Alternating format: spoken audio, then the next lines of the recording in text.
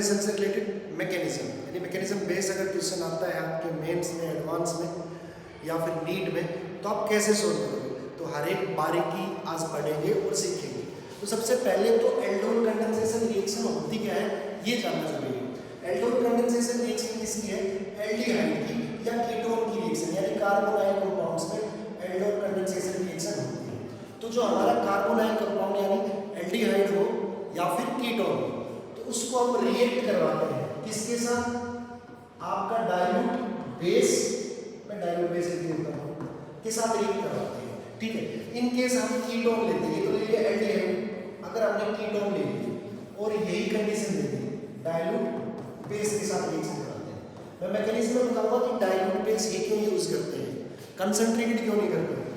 तो होगा क्या, जो आपका एल्डिहाइड है वो बना देगा बीटा हाइड्रोक्सी एल्डिहाइड, ठीक है जी, और कीटोन बना देगा बीटा हाइड्रोक्सी कीटोन। ये प्रोडक्ट बन जाएगा, इसमें आपके एल्डोल कंडेंसेशन करेंगे, ठीक है। यानी आपका एल्डिहाइड ग्रुप भी है और अल्कोहल ग्रुप भी है, इसलिए इसको बोलते हैं एल्डोल, एल्डिहाइड प्लस ऑल। चलो मैकेनिज्म से समझते हैं कि एल्डिहाइड और डाइल्यूट एल्डिहाइड्स कैसे रिएक्शन करते हैं। तो सबसे पहले लेते हैं फॉर एग्जांपल एसिटाल्डिहाइड ही ले लेते हैं, ये ले लिया मैंने एसिटाल्डिहाइड CH3 CHO, ये और अगर हम बेस के साथ रिएक्शन करवाते हैं डाइल्यूट बेस, तो डाइल्यूट बेस के साथ रिएक्शन करवाएंगे तो सबसे पहले कौन सी रिएक्शन होगी, एसिड बेस रिएक्शन होगी, क्योंकि जब तक बेस प्रेजेंट है बेस एसिड बेस रिएक्शन करेगा।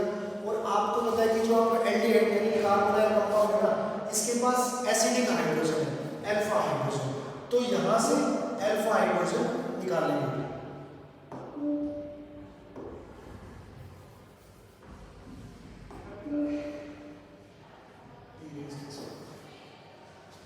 दोबारा से कर लेते हैं, कोई बात नहीं। ये ले लिया हमने एल्डिहाइड ग्रुप और इसके साथ ये कार्बन जुड़ा है, इसके पास एसिडिक हाइड्रोजन, तो एसिडिक हाइड्रोजन के साथ आपका बेस डाइल्यूट बेस रिएक्ट करेगा या प्रोटोनेट करेगा, प्रोटोनेट करेगा तो यहाँ पे OH2 और यानी H2 निकल जाएगा, और यहाँ पे क्या हो गया, यहाँ पे हो गया आपका CH2 नेगेटिव CH2, तो ये क्या बन गया, ये बन गया इनोलेट आयन, ठीक है। ये हमारा फर्स्ट स्टेप है। पहले स्टेप में पहले कैरेक्टर क्या है, एल्डोल कंडेंसेशन का एसिड बेस रिएक्शन। अब यानी आपने डाइल्यूट एसिड डाइल्यूट बेस लिया था तो एसिड बेस हो गई, और जो बाकी जो एल्डिहाइड के मॉलिक्यूल्स हैं, ये ले लिया दूसरा एल्डिहाइड का मॉलिक्यूल,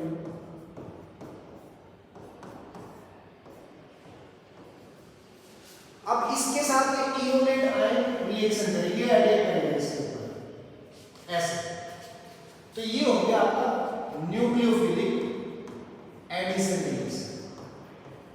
देखो दो कैरेक्टर बता दिए मैंने, एक तो एसिड बेस रिएक्शन हो गया और दूसरा न्यूक्लियोफिलिक एडिशन रिएक्शन हो गया। हमने अगर यहाँ पे कंसंट्रेटेड बेस ले लेते तो क्या होता कि सारा का सारा बेस क्या करता, एसिड बेस रिएक्शन करता।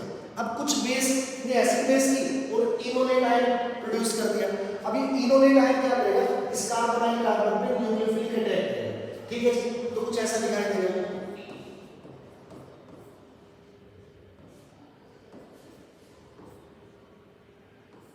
नेगेटिव, और ये आपकी इनोलेट आयन यहां पे जुड़ गया CH2 CH2, ठीक है जी।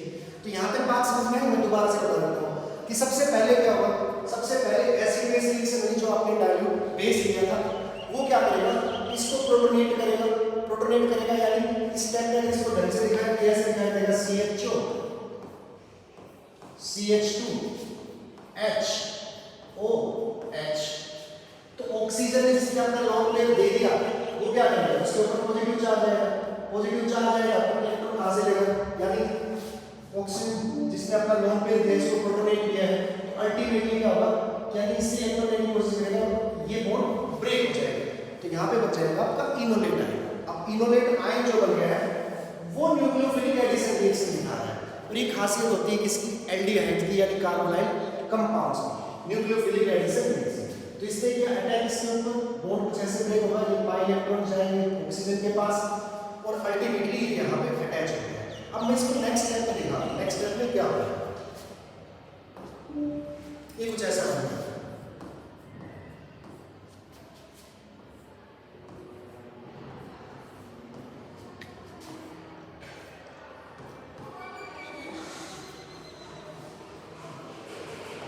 ऐसा, ठीक है जी, चलिए तो देखिए अब क्या होगा,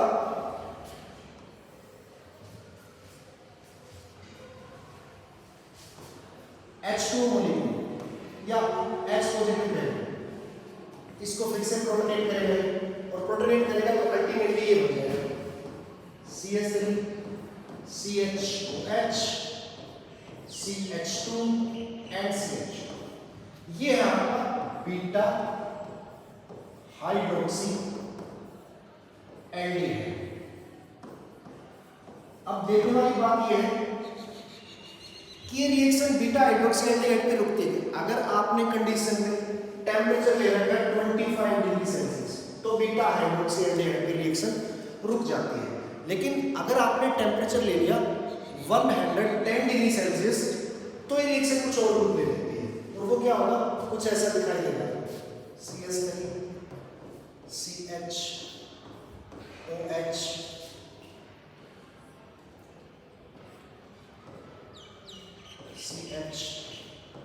CH क्या हो गया यहाँ पे कुछ ऐसा दिखाई देगा।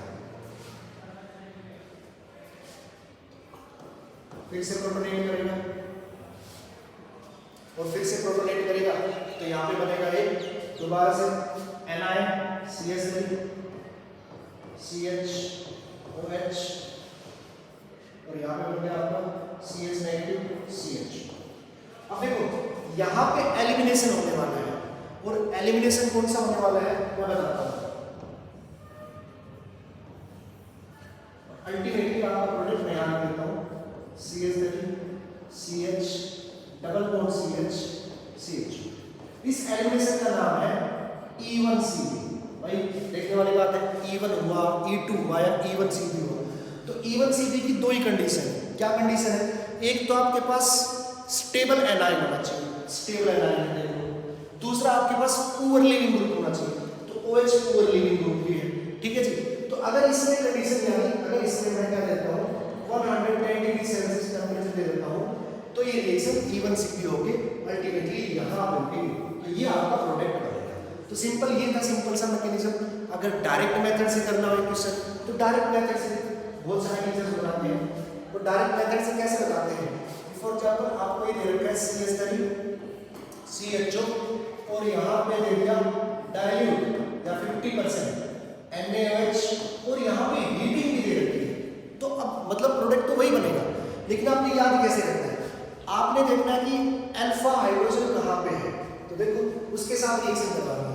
ये ले लो भाई CH3 ऐसे लिख लो, ये ले लिया एल्डिहाइड प्लस ये आपके पास अल्फा हाइड्रोजन हाइड्रोजन, ठीक है जी CHO। क्या करते हैं डायरेक्ट मेथड, ये डायरेक्ट मेथड है, कोई इसको मैकेनिज्म मत समझ लेना। तो कैसे निकलेंगे, ये निकाल दो, ऐसे निकाल दो, ये निकाल दे आपने पानी और बाकी को कनेक्ट कर दो, बनेगा भाई product CH3 CH double bond फिर से CH, एक हाइड्रोजन लगाना भूल गया, CH बन गया ना सेम प्रोडक्ट। तो ये डायरेक्ट मेथड है एल्डोन प्रोडक्ट बनाने का। Thank you.